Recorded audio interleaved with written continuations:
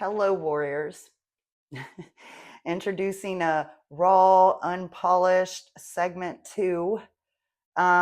This one is concerning something that happened this morning, a reencounter with an abuser I have been no contact with since 2009. Decided to make an appearance today on my site. As you know, well, I'm not sure if you know, I haven't really announced it on YouTube. Sorry about that. Because I've never written any articles on the specific topics I'm covering right now on YouTube. I am also turning what I said on YouTube and also podcast into written transcripts that are organized by headers and subheaders on my website. And so my last one being just published today on borderline personality disorder, the 9 criteria. And I woke up to a very, very long message. When I tell you how long it took 4 screenshots to capture what she said. I kid you not, my borderline mother, she was posing as my father, which she has done this before back in 2014. So this is just to back up how I know it's her, not really my father. And it's also an opportunity to share with you guys the perfectly natural biological response that's going to happen. So, her 2014 message that she sent to 4 of my friends. I had already blocked her on Facebook, and she was using my father's account that I didn't know he had to spy on me, and found out that me and 4 other people were having a discussion on borderline mothers and sharing my story. And so she took it upon herself to message those 4 friends that I was talking to. They didn't even know her, but she was using my father's account. Anyway, background background established. Here's what she said, posing as my father now. I'm the one Janae's referring to as spousal abused. Everything she has stated is a lie. This is her way for attention. I'm a very strong man, and no one has ever lifted their hand to me, nor was she abused. Too bad you weren't around when she first accused me of abuse. Then she reverted to my wife. If you watch carefully and monitor the story, she will continue to change. The story will continue to change and become more horrific. She is a writer and loves to create fantastic tales. Ask her about the time I had to go to court with her to keep her from going to jail over assaulting an officer when she ran a stop sign. Then ask her about a warning of stalking and old boyfriend. And when my brother died, making up she was seeing him and he was trying to tell her about how he really died. I could go on, but you will believe what you choose to. Be very careful what you believe. She has lied all her life and she is nuts. So that's what he sent my friends back in 2014, and it actually backfired. They were all weirded out. They found what little bit of information I had been sharing so bizarre, and it just made what I was telling them about my mother all that more believable, because they were like, who is this person? Is he related to you? And I said, well, that's my father's account, but those are my mother's words. And they all blocked my father. And yeah, so it backfired. So this morning, I woke up on my site, Defeating Childhood Trauma, Borderline Personality Disorder, the 9 criteria. I woke up to this comment, and it's long, so hold on to your seats. Whew. This is the person, identified themselves as nobody, because you have that option on my site. You can name yourself anything you want. Decided to say nobody. All right. This is the person you call father. You are a damn liar and you know it. This article, among many, have been sent to me from a person in your group that knew us in Memphis. They have warned us that you at some time going to kill us and we won't see it coming. We have turned everything over to the FBI and police just in case. You know absolutely nothing about Dorothy. I'm not sure who filled your head about the overdose, but I can imagine. Your mother was brutally attacked. Again, none of your damn business. You are nothing to us. I wonder if the people here would be interested in knowing how we covered for you when you claim to have seen my brother and had a conversation. You are nuts, and we were warned when you lied and had a social worker come to our home from school right after your brother was born. You wanted him removed because of your jealousy. The social worker said she could tell you had issues and gave Dorothy a card to get you help. Instead, as soon as the social worker left, your mom threw it in the garbage and said no one was going to call our child a mental case. She said we would have to start spending more time with you. She would take you shopping, and I took you to putt putt golf or the racetrack. It's strange your memory is of things that never ever happened. There is a name for that. Get help. When that fool you dated threatened you and you called your mom, she called the deputy sheriff to put a tail on you to protect you. You have always been jealous of your mom. While she defended you, you tore her down with slander and lies that anyone that would listen. Wasn't it enough you told shit to my mother and Sibs and my aunt? They treated your mom like shit the last time we were in Grenada for her brother's funeral. Dorothy just smiled and didn't say a word except to whisper maybe she should leave. And I said no. I sat there and took the snotty remarks. Even Sandra said that your grandmother wished you hadn't said those things to her, but it was too late. When we left and backed out, I actually cried for Dorothy. I apologized and she said it's okay. She said from now on she would drop me off to spend time with my family and she would go to her family. But she'd make sure not even her shadow would cross the threshold. I told her I would never come back, and she said, yes, you will. How your family treats me doesn't matter, but your mom is old and may not live very long. She was so determined that there would be peace, she asked me to call Marianne and see if things could be resolved. Your mom has never liked family turmoil. I did and had Marianne on speakerphone.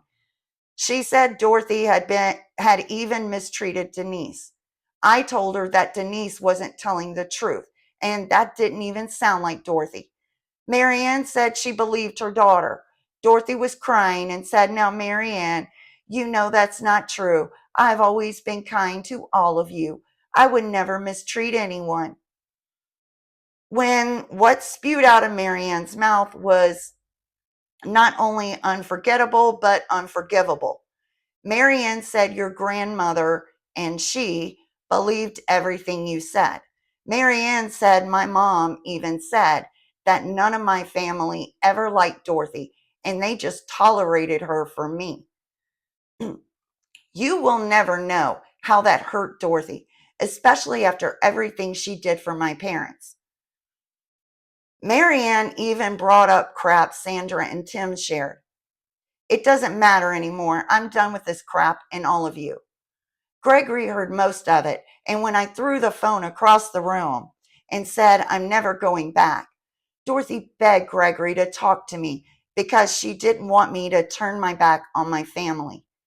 You want to know what Gregory said?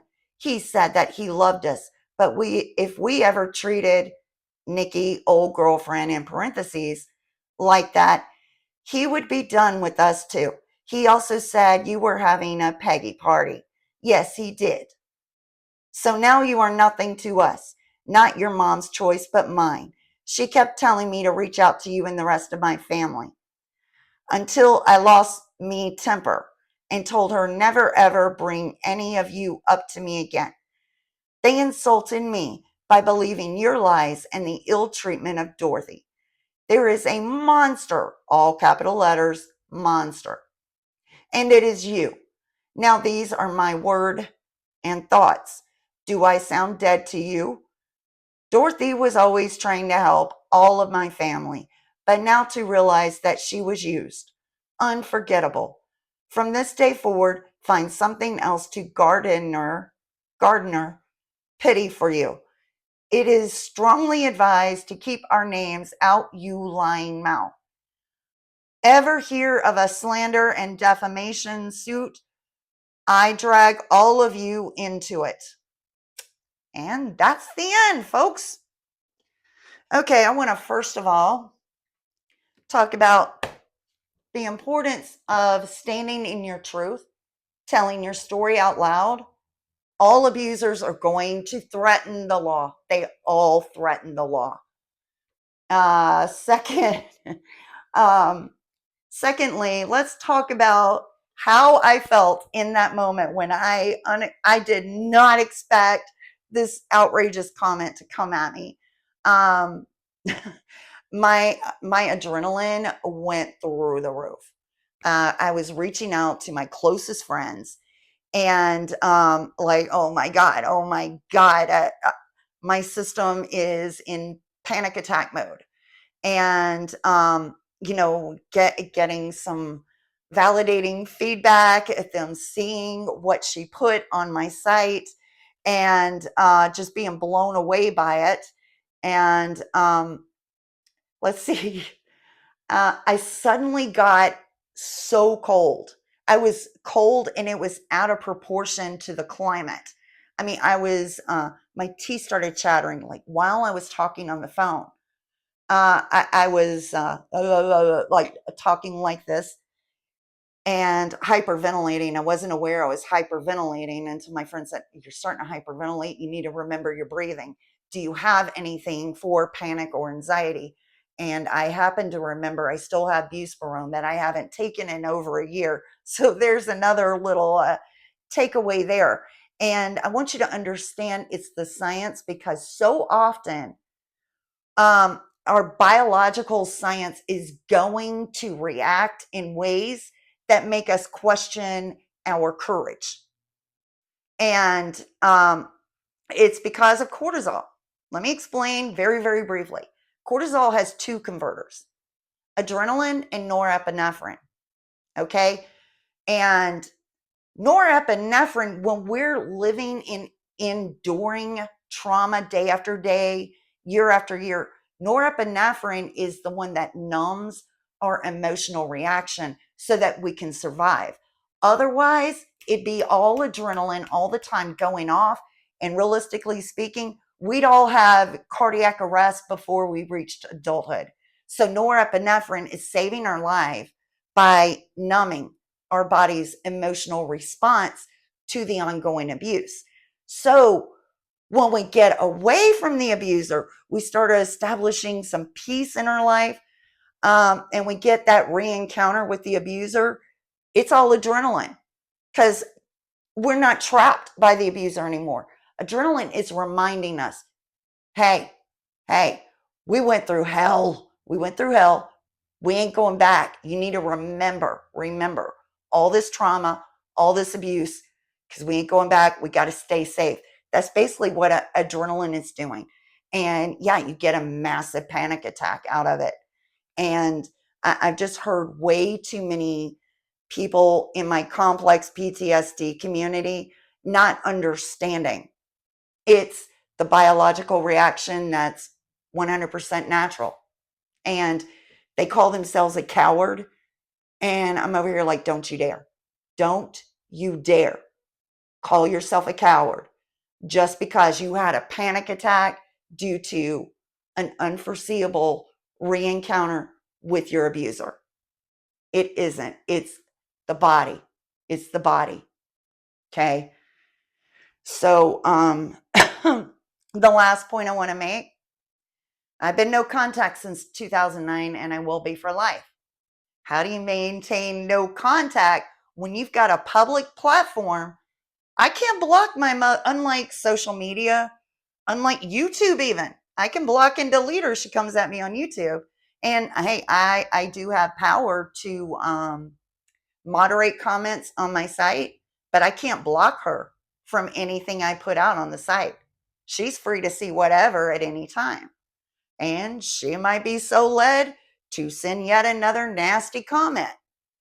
But the way I handled it, let everyone see she decided. I never said any names, actually. Never. In all the articles I've ever written on my site, never once have I said anyone's names.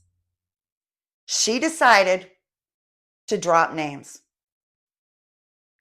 Okay, that's on her. And locations as well. So that too is on her. I decided since she wanted to put herself out there, you know what? I'm going to let people see it. And the beautiful part was my readers.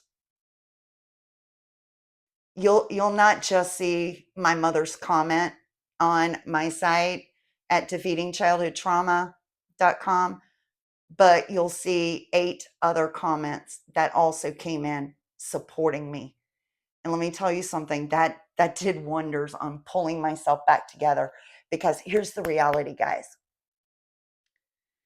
If we wait for our abusers to die so that we can freely at last tell our stories, your life's going to pass you by. It's a necessary part of our healing. And some of us are out here advocating. Our abusers are still very much alive. And some of them, I have one advocate friend, Jasmine, you know, she's a lovely girl. She got harassed by her mother, and her mother left a voicemail, a very threatening, abusive voicemail. She turned it into a reel and kept going. Her mother tried to threaten defamation, and was even harassing Apple Podcast to take her material down because she was feeling defamed. But Jasmine never mentioned her name. Jasmine was simply pouring out her trauma and trying to help others heal. So there are those of us out here who are advocating, and we want to advocate now. And we got to deal with what we got to deal with when our abusers decide to get triggered. I do find it quite ironic that of all the articles that I've put out so far, she decided to show every single one of the criteria for BPD in a single long ranting comment. When she brought up Gregory, that was her poor attempt at creating triangulation between me and my brother. I didn't believe he said that for a second, because I know my brother and he's pretty doggone amazing. And wow, uh, she spun this new tale of the social worker incident, because back in the day she claimed that I had blown everything out of proportion and was drama hungry. I was 12 years old when I went to the guidance counselor because I was being beaten every day. And it's interesting how now she's got this new version of the social worker incident. And apparently, I was a year younger when I went to the social worker and was plotting to get my brother removed from the house, which is I was his primary caregiver, for goodness sake. But yeah, anyway, there were lots of stories she was outright making up, and stories that, like, for example, in 2014, when she said my father went with me to court to help me get out of a ticket. I was fighting a ticket, and it was for running a stop sign. But I never assaulted an officer, nor was I in any danger of going to jail, because I never assaulted an officer. So it's amazing, the delusions that came out of that ranting comment. And so show up for yourself. Keep telling your story. Keep telling it, even if your voice shakes. I hope you got some value out of this today.